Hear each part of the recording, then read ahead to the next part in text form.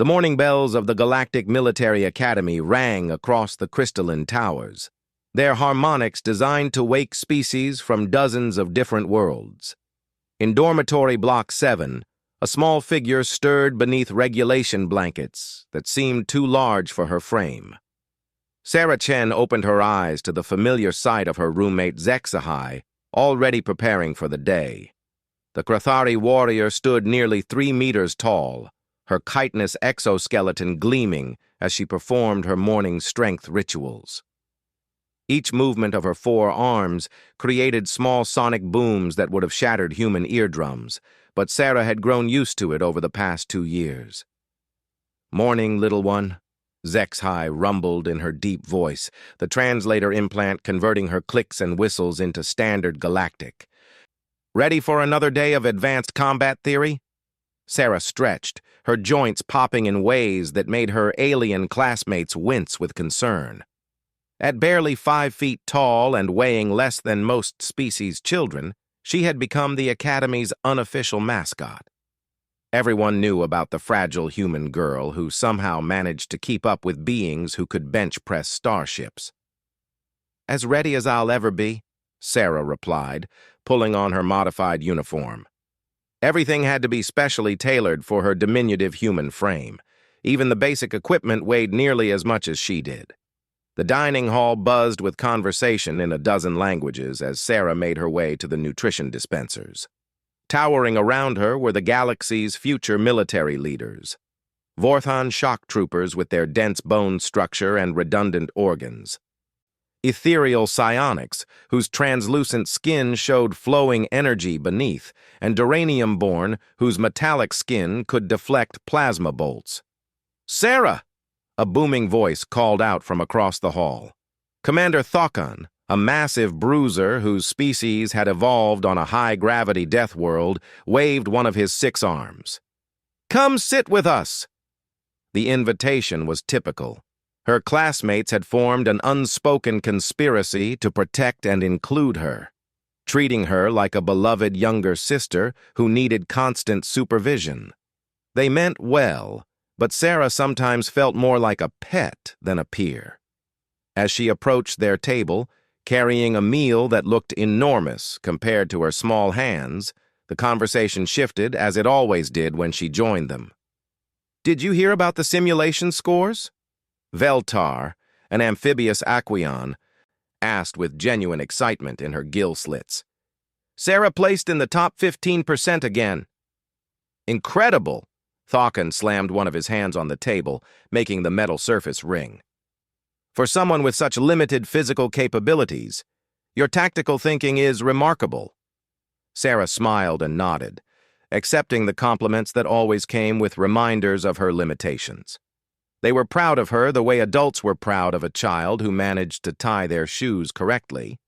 It was better than hostility, but sometimes she wondered what it would be like to be seen as truly capable, rather than just impressively adaptive. "What's today's combat scenario?" she asked, changing the subject. "Urban warfare simulation," HFY answered, her mandibles clicking with anticipation. "Multiple hostile forces, civilian populations to protect, limited resources. Should be interesting." The others around the table began discussing tactics with the casual confidence of beings bred for war. Sarah listened, occasionally offering suggestions that were received with surprised approval and gentle condescension. After breakfast, they made their way to the simulation chambers. The Academy's training facilities could recreate any environment from across the galaxy, complete with atmospheric conditions, gravity variations, and hostile forces that felt utterly real until the safety protocols kicked in. "Remember," Instructor Kravix addressed the assembled cadets, his reptilian features stern as always, "today's simulation is based on the Zarian campaign. Historical records show it was one of the most brutal urban conflicts in recent galactic history. The human forces there faced impossible odds against a technologically superior enemy." Sarah felt a strange chill at the mention of Zarian, though she couldn't place why. The name seemed familiar in a way that went beyond her academic studies. Your objective is simple, Kravix continued. Retake the city, minimize civilian casualties, and neutralize enemy command structures. You have limited ammunition, no orbital support, and enemy forces that outnumber you 3-1. Standard nightmare scenario. As the cadets were divided into squads, Sarah found herself grouped with her usual protectors. Squad leader Thakon immediately began assigning roles based on each member's strengths. Veltar, you take point with reconnaissance. Your sonar capabilities are perfect for urban environments. HFY, you're our heavy assault specialist. Korith, electronic warfare and hacking. He turned to Sarah with a gentle expression that she knew all too well. Sarah, you'll coordinate logistics and maintain communications from a safe position. It was the same role she always received. Important enough to make her feel included, but safely away from any real danger. Her classmates had never seen her in actual combat, and their protective instincts ensured she never got the chance to prove herself. The simulation began with the familiar tingle of neural interface activation. Suddenly, they were standing in a war-torn city street. Smoke filled the air, and the distant sound of weapons fire echoed off destroyed buildings. The level of detail was staggering. Sarah could smell the acrid tang of burned metal and feel the vibration of distant explosions through her feet. "Move out!" Thakon commanded, and the squad began advancing through the rubble-strewn streets. Sarah followed at the rear, monitoring communications and tracking their progress on her tactical display. It was important work, but she found herself studying the environment with an intensity that surprised her. Something about the setting felt eerily familiar. As they moved deeper into the simulation, enemy contacts began appearing on their scanners. The opposing force was clearly modeled after the hegemony, the galaxy's most recent major threat. Their technology was superior, their tactics ruthless, and their numbers overwhelming. "Contact front!" Veltar's voice crackled over comms as plasma bolts began raining down from elevated positions. The squad took cover behind an overturned transport vehicle as enemy fire concentrated on their position. Thakon's powerful frame absorbed several hits that would have killed most beings, while HFY returned fire with her integrated weapon systems. "We need to flank them," Korith reported from behind a pile of debris. "But every route is covered by overlapping fields of fire." Sarah studied the tactical display, her mind automatically calculating angles, timing, and probability matrices. Without thinking, she began moving forward. "Sarah, get back!" Thakon's voice boomed over the weapons fire. "It's not safe." But something had taken hold of her. The familiar weight of simulated combat gear, the smell of smoke, the sound of incoming fire, it all triggered something deep in her memory. Her movements became fluid, purposeful, as she darted between cover points with a grace that seemed impossible for someone so small. "What is she doing?" Veltar's shocked voice came through comms as Sarah disappeared into the maze of destroyed vehicles and debris. For the first time since arriving at the academy, Sarah stopped thinking about what her classmates expected from her. She stopped worrying about being protected or proving herself worthy of inclusion. Instead, she let her instincts take over. Moving through the urban battlefield, Sarah's small size became an advantage rather than a limitation. She could fit through gaps that would trap larger beings, move silently across surfaces that would groan under heavier weight, and position herself in locations that enemy forces never thought to watch. Her breathing steadied into the rhythm she remembered from somewhere. Her hands moved with practiced efficiency as she identified enemy positions and began calculating a solution that her squad mates, for all their natural advantages, couldn't see. The enemy had positioned themselves perfectly to counter large, powerful forces. They had prepared for beings like Thakon, who relied on overwhelming strength, or HFY, who used superior firepower. They had not prepared for something small, quick, and utterly unexpected. Sarah found herself at the base of a partially destroyed building, looking up at enemy sniper positions that commanded the entire street. Her tactical display showed her squad pinned down, taking damage, with no clear path forward. Without hesitation, she began to climb. Her small hands found purchase on broken concrete and twisted metal. Her light weight allowed her to trust supports that would never hold her larger classmates. Floor by floor, she ascended through the skeleton of the building, moving with a confidence that felt both foreign and completely natural. As she climbed, fragments of memory began surfacing. The feel of real weapons in her hands, the weight of actual combat gear designed for human frames, the sound of her own voice giving orders to someone. The memories were there, just beyond reach, like trying to remember a dream after waking. By the time she reached the optimal position, her squad's situation had become desperate. Thakhan was down to emergency power on his armor, and Veltar was reporting multiple injuries. The enemy had begun advancing, confident in their tactical superiority. Sarah took position in the ruins of what had once been an office space. Through the broken windows, she had a clear view of enemy positions that were completely hidden from her squad mates below. For a moment, she hesitated, wondering if she should call for backup or return to her assigned role. Then another plasma bolt struck near Zexhi's position, and Sarah's hesitation vanished. What happened next would be discussed in academy halls for years to come.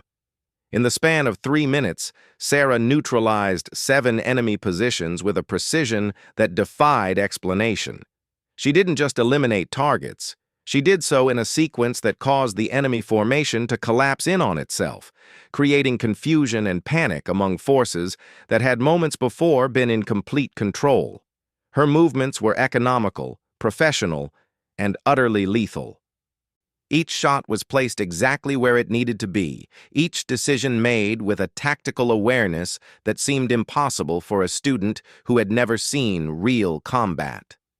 From below, her squad mates watched in stunned silence as their communication specialist transformed into something none of them had ever imagined. The fragile human who needed protection and encouragement was systematically dismantling an enemy force with the skill of a seasoned veteran. "Sarah," Thakhan's voice came over comms, filled with confusion and awe. "How are you doing that?" Sarah paused, her finger on the trigger of her simulation weapon as the question hit her like a physical blow. How was she doing this? Where had these skills come from? Why did every movement feel like muscle memory from a life she couldn't quite remember? The simulation's enemy forces were in full retreat now, their carefully planned ambush turned into a rout by a single small figure they had never seen coming. Sarah had given her squad the opening they needed, and they were advancing with the shocked enthusiasm of beings who had just witnessed something impossible. As she made her way back down through the building, Sarah's mind raced with questions she couldn't answer. The skills she had just displayed weren't learned in classrooms or training simulations.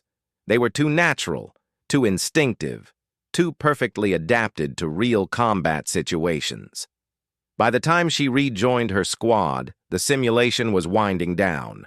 They had achieved their objectives with minimal casualties and maximum efficiency. Her classmates surrounded her with a mixture of celebration and bewilderment. "Where did you learn to fight like that?" Veltar asked, her gills fluttering with excitement. I don't know," Sarah answered honestly. "It just felt natural." Instructor Kravik's voice cut through the celebration as the simulation environment began to fade. "All cadets report to debriefing immediately." As they gathered in the neutral white space of the debriefing room, Sarah caught the instructor looking at her with an expression she had never seen before.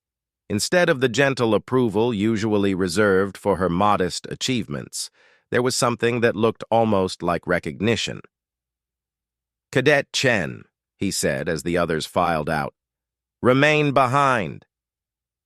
Sarah's classmates shot her concerned looks, but she waved them on. Whatever was happening, she had a feeling it was something she needed to face alone. When the room had emptied, Instructor Kravik studied her for a long moment. His reptilian features were difficult to read, but Sarah sensed he was making some kind of decision. "Do you know why you're at this academy, cadet?" he asked finally. "To become a military officer, sir," Sarah replied automatically. "No," Kravik said quietly. "You're here because someone wanted you to remember who you are. Someone who thought that surrounding you with young warriors from across the galaxy might eventually trigger the memories that were locked away."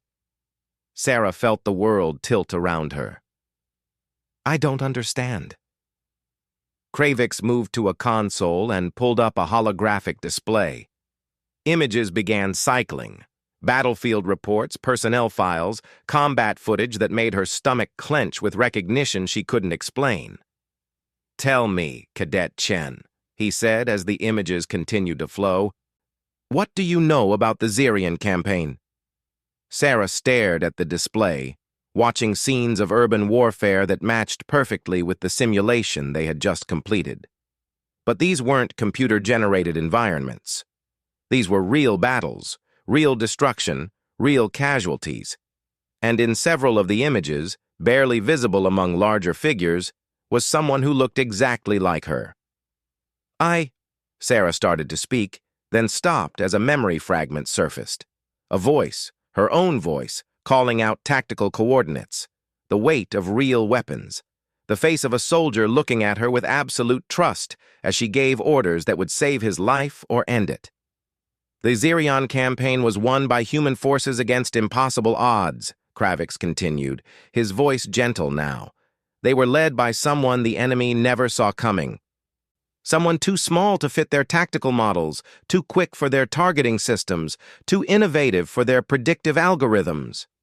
The images on the display focused on battlefield reports, casualty lists that told the story of a 3-month campaign where human forces not only survived, but achieved total victory against a technologically superior foe. "The hero of Zerion was awarded every commendation the Galactic Alliance could bestow," Kravik said.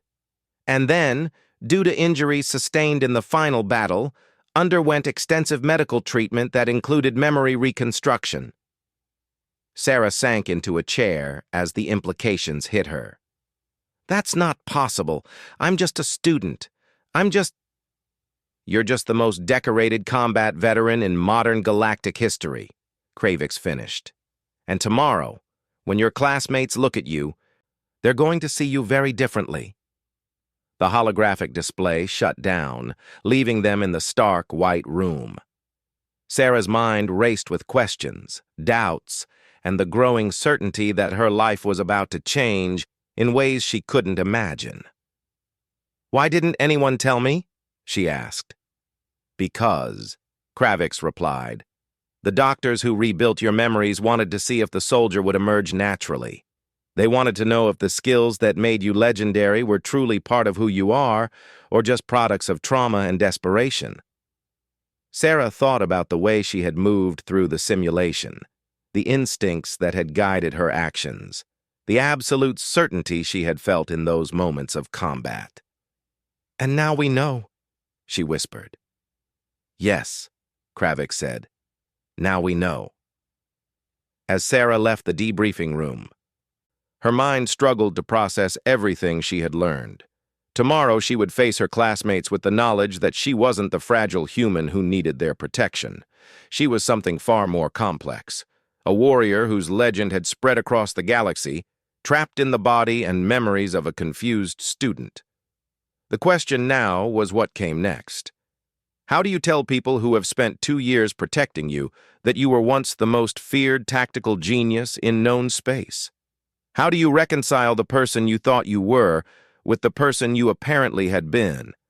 And most importantly, now that her memories were beginning to return, what was she going to do with the skills that had once changed the course of galactic history? Sarah walked back to her dormitory as the evening bells began to ring.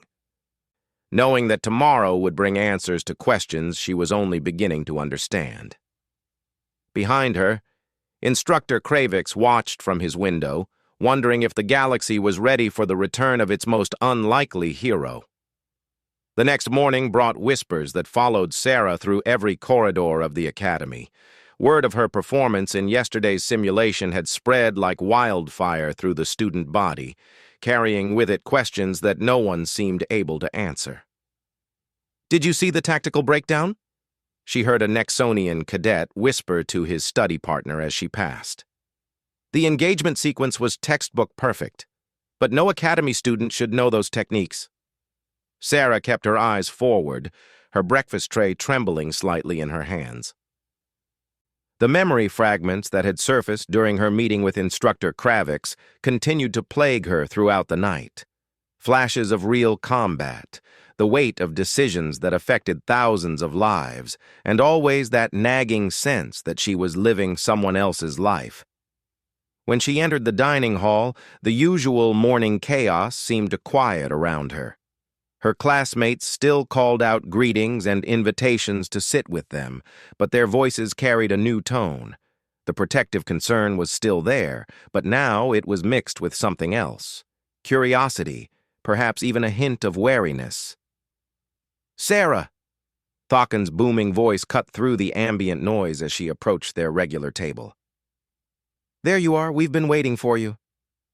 The massive bruiser gestured to an empty seat. But Sarah noticed that the usual automatic assumption that she needed help carrying her tray or finding a place was absent.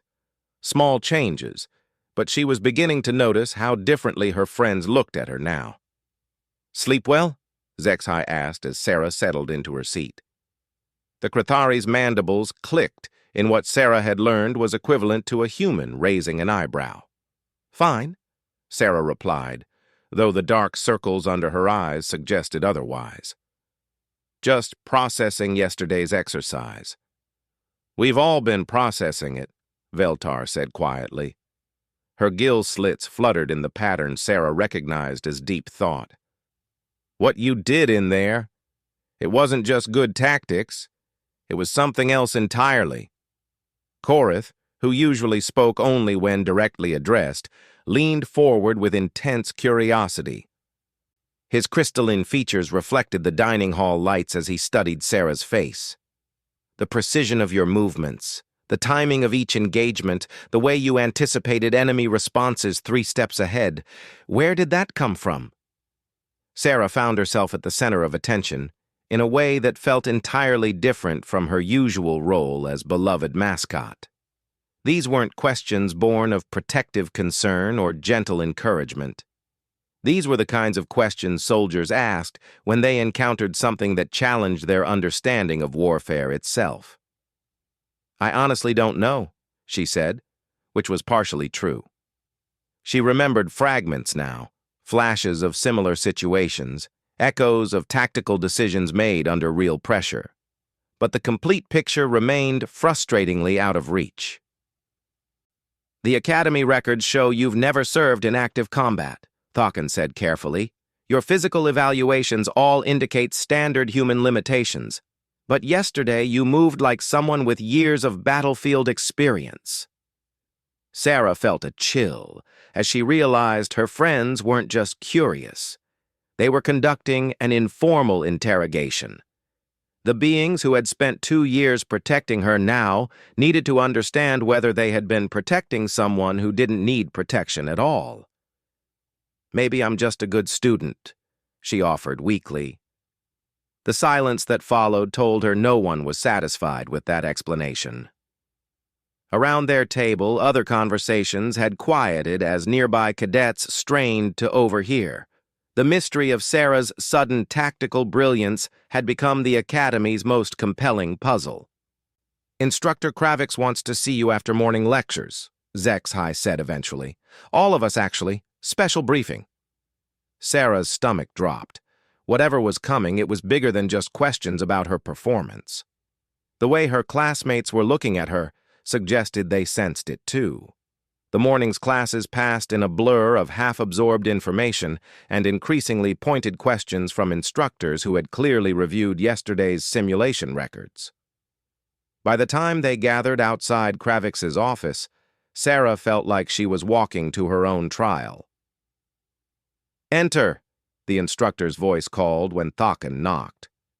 The office was different from what Sarah remembered. Additional chairs had been arranged, and a large holographic display dominated one wall. Most unsettling of all, there were two other figures present, high-ranking officers whose insignia Sarah recognized but had never seen in person. "Admiral Cathara," Instructor Kravitz said, gesturing to a tall, elegant being whose species Sarah didn't recognize. "General Voss," he indicated a human officer whose weathered features spoke of decades of combat experience. Sarah's breath caught as she studied General Voss. Something about his face triggered a memory flash. The same features, but younger, looking at her with a mixture of respect and desperate hope as explosions echoed in the distance.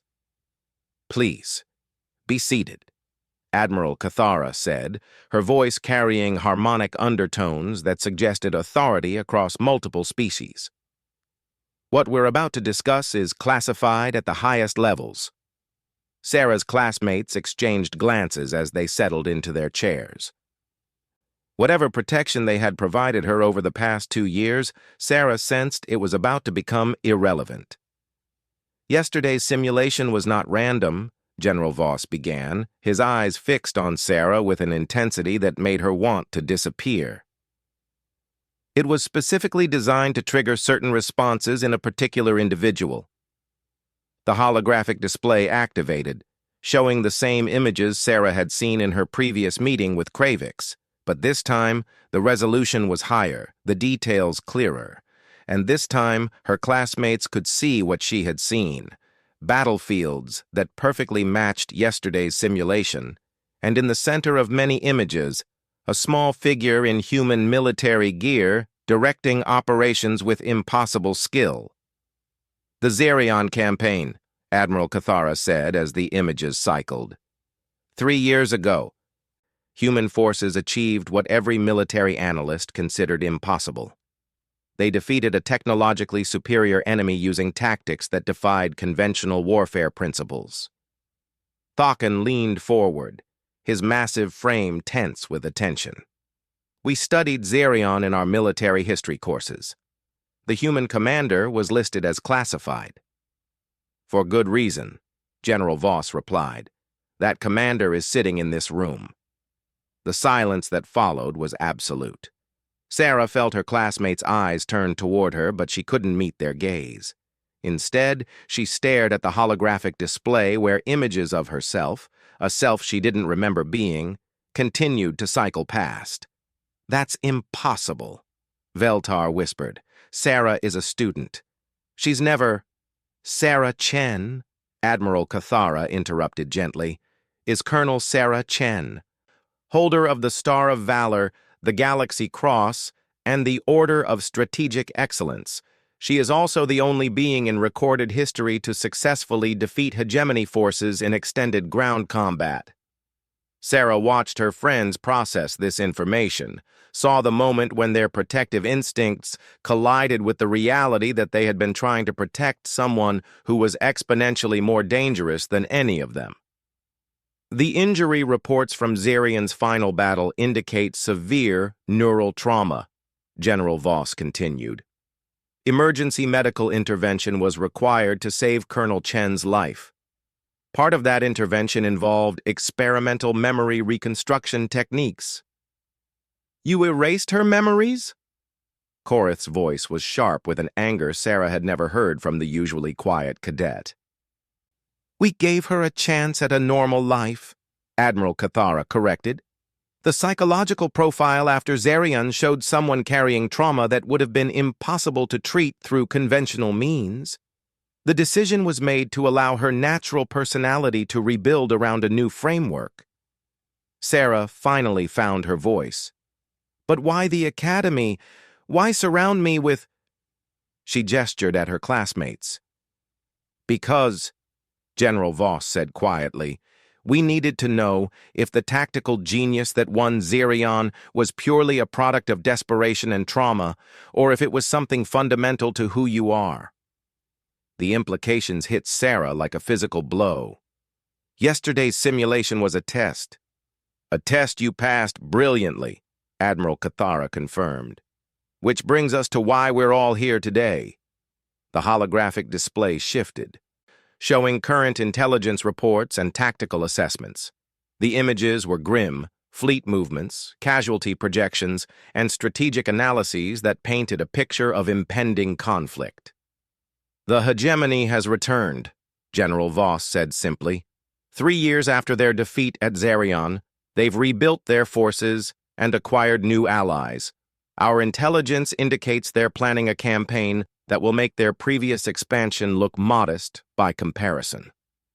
Sarah stared at the display, her fragmented memories suddenly clicking into clearer focus. She remembered the hegemony's tactical preferences, their technological advantages, and most importantly, their psychological weaknesses. You want me to fight them again, she said. We want to give you the choice, Admiral Cathara replied. Your memories are returning naturally now. Within days, you'll likely remember most of your previous military career. When that happens, you can choose to remain a student or return to active service. Thakan's voice was barely controlled as he spoke. You've been manipulating her. All of this, her placement here, her friendships with us, even our protective instincts, it was all part of your plan. Partially, General Voss admitted. But your friendships are real. Your care for each other is genuine. What we didn't anticipate was how much Colonel Chen would change during her time as Sarah the student. Sarah looked around at her classmates. These beings who had spent 2 years treating her like a beloved younger sister, who had included her in everything despite her apparent limitations, who had created a social structure designed entirely around making sure she felt safe and valued. They need to know everything, she said quietly. If I'm going to make this decision, they need to understand what they've been involved in. Admiral Cathara nodded, and the holographic display began showing more detailed records. Combat footage from Xerion that made Sarah's achievements impossible to deny. Tactical analyses that broke down her strategies and explained why they had been so devastatingly effective. Personnel files that documented her rise from recruit to the youngest colonel in galactic military history. As the presentation continued, Sarah watched her friend's expressions change. The protective concern gradually transformed into something that looked like awe, but also loss. They were realizing that the person they had befriended was in some ways fictional, a construct built around fragments of someone far more complex and dangerous than they had ever imagined. The Sarah you know is real, General Voss said, apparently reading their thoughts. The personality that emerged during memory reconstruction, her humor, her curiosity, her loyalty to her friends, those aren't artifacts of the process. They're fundamental aspects of who she was before Xerion, aspects that military necessity had forced into the background. But the tactical genius is real too, Sarah said, pieces of memory falling into place with increasing speed. I remember why I made each decision during Xerion, the reasoning behind every strategy. And I remember how it felt to carry the responsibility for thousands of lives. The room fell silent as everyone processed the implications. Sarah was both the student they had protected and the legendary commander who had changed the course of galactic history. The question now was, which version would emerge as her memories fully returned? If I choose to return to service, Sarah asked, what happens to them? She gestured toward her classmates. They would have the option to join your command team, Admiral Cathara replied. Their academy evaluations suggest exceptional potential, and their experience working with you would be invaluable. Sarah studied the faces of her friends, these beings who had shaped her recovery in ways the military planners had never anticipated. The thought of leaving them behind felt wrong. But the thought of exposing them to the realities of large-scale warfare felt worse. "How long do I have to decide?" she asked. 48 hours, General Voss replied. "After that, current intelligence suggests the hegemony will begin their advance. With or without you, the galaxy will be at war."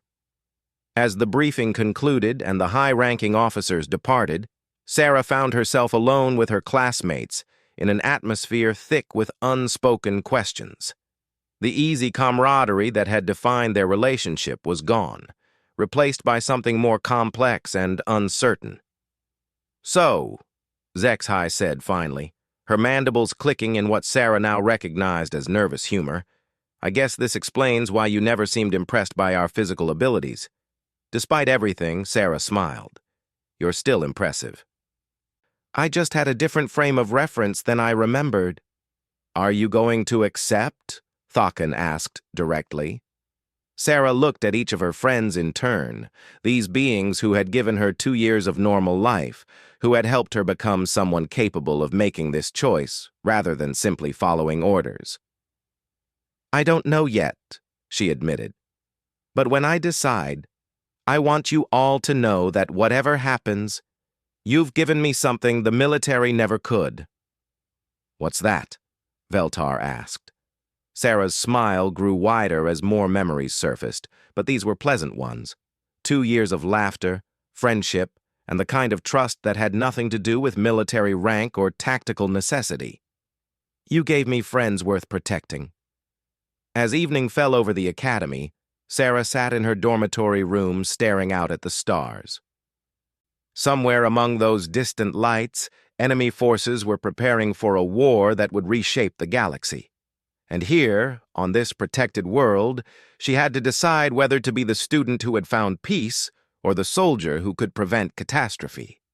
The choice would define not only her future, but the future of everyone she had learned to care about during her time as someone she never knew she could be. Sarah stood before the massive viewport in the Academy's observation deck, watching transport ships arrive with increasing frequency as the 48-hour deadline approached. Each vessel brought more evidence that the galaxy was preparing for war, whether she chose to participate or not. Her memories had continued returning throughout the night and day, each fragment bringing clearer pictures of who she had been before. She remembered the weight of command, the impossible decisions, and the moment when everything had gone wrong on Zerion's final battlefield. Most clearly, she remembered the person she had been, someone who had never learned to value friendship over duty. "Couldn't sleep either," Thakin's voice came from behind her. Sarah turned to find all of her classmates approaching, their faces showing the strain of the past day's revelations. They had spent hours discussing what they had learned, trying to reconcile their memories of gentle, fragile Sarah with the reality of Colonel Chen's military record. "I keep thinking about all the times we worried about you getting hurt in training exercises," HFY said as she joined Sarah at the viewport. "All the times we insisted you take the safest positions during simulations. You were protecting someone who once held off 3 hegemony assault battalions with improvised explosives and a communications array," Veltar added, her gills fluttering with what Sarah now recognized as embarrassed amusement. "The irony isn't lost on me," Sarah replied. "But you weren't wrong to protect me. The person you were protecting was real. She just wasn't the complete picture." Korith, who had been silent for most of the past day, finally spoke. "Have you decided?" Sarah nodded slowly. "Yes. But before I tell you what I've chosen, I need you to understand something. For 2 years, you gave me the chance to be someone I never was before Zerion. Someone who could laugh without calculating tactical advantages. Someone who could care about people without wondering how to keep them alive in combat. Someone who could be vulnerable without it being a strategic weakness." She turned to face them fully, seeing in their alien features the genuine concern that had defined their friendship. "The Sarah you befriended was real, but she was also incomplete. She was who I might have been if I had never seen war. The question now is whether I can be both. The tactical genius who can win impossible battles, and the friend who values each of you more than any strategic objective. And, Thokin prompted gently. I'm going back to active service, Sarah said quietly. But not as the same person who fought at Zarion. The silence that followed was heavy with implications. Sarah could see her friends processing what her decision meant, not just for the war effort, but for their friendship and their own futures. The hegemony isn't just planning another expansion, Sarah continued, her returning memories providing details that made the threat more real. They're planning systematic extermination of every species that resisted their first campaign. This isn't about territory or resources anymore, it's about revenge. How can you be sure? Veltar asked. Sarah's expression darkened as more tactical intelligence surfaced in her mind. Because I know how they think. I spent 3 years studying their psychology, their cultural patterns, their strategic preferences. They view the defeat at Zarion as a personal humiliation that must be answered with overwhelming force. So you have to stop them, Zexhai said simply. We have to stop them, Sarah corrected. Admiral Cathara wasn't just being diplomatic when she offered you positions on my command team. I'm going to need people I trust absolutely, people who see me as more than just a tactical asset. Thokin's expression shifted to something Sarah had never seen before, the look of a being making a life-altering decision. You're asking us to follow you into a war that could destroy everything we care about. I'm asking my friends if they're willing to help me save everything we care about, Sarah replied. But I won't lie to you about what that means. Military command isn't like academy simulations. People die when I make mistakes. And the hegemony will specifically target anyone close to me once they realize I'm back. Korith stepped forward, his crystalline features reflecting the starlight from the viewport. During yesterday's simulation, when you disappeared into that building, we thought you were making a mistake. We thought you were putting yourself in unnecessary danger. I was, Sarah admitted. But you did it anyway, because someone had to. Because it was the right tactical choice, even if it meant risking yourself. Korith's voice carried a certainty that surprised everyone, including himself. If you're making that choice again on a larger scale, then someone needs to be there to support you. I'm in, Zexhai said without hesitation. The person who spent 2 years making sure I felt welcome at the academy, and the person who can outthink an entire enemy fleet. They're both you. I want to serve with both versions. Veltar nodded slowly. My people have a saying, the deepest currents run beneath still waters. We always knew there was more to you than what we could see. Now that we know what it is, how could we not stand with you? Thokin was quiet for a long moment, his massive frame silhouetted against the stars. When he finally spoke, his voice carried the weight of someone who understood exactly what he was choosing. For 2 years, protecting you gave my life meaning. If you're about to face something that threatens everyone, then protecting you is still giving my life meaning, just on a bigger scale. Sarah felt tears she hadn't shed since her memories began returning. These beings were choosing to follow her not because of her military reputation, but because of the friendship they had built during her recovery. There's something else, she said, wiping her eyes. When my memories fully return, I might change. The person who won at Zarion was harder than who I am now, more willing to sacrifice anything for victory. I need you to promise me something. What? Veltar asked.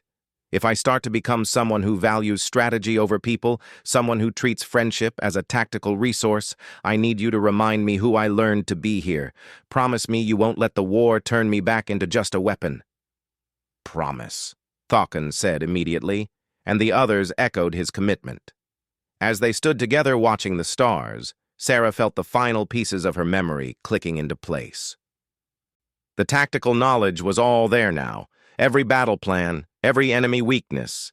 every strategic option available for the coming conflict. But alongside those military memories were 2 years of experiences that gave them context she had never possessed before. "When do we leave?" Zexhai asked. "Tomorrow morning," Sarah replied. "Admiral Cathara has already arranged for our transfer to active duty. We'll be assigned to the CNS Prometheus, a new class of ship designed specifically for the kind of warfare the hegemony prefers." "What about the other cadets?" Korith wondered. "Our classmates who don't know about any of this?" Sarah's expression grew thoughtful. "They'll continue their training, but they'll be training for a war that's already begun, whether they realize it or not.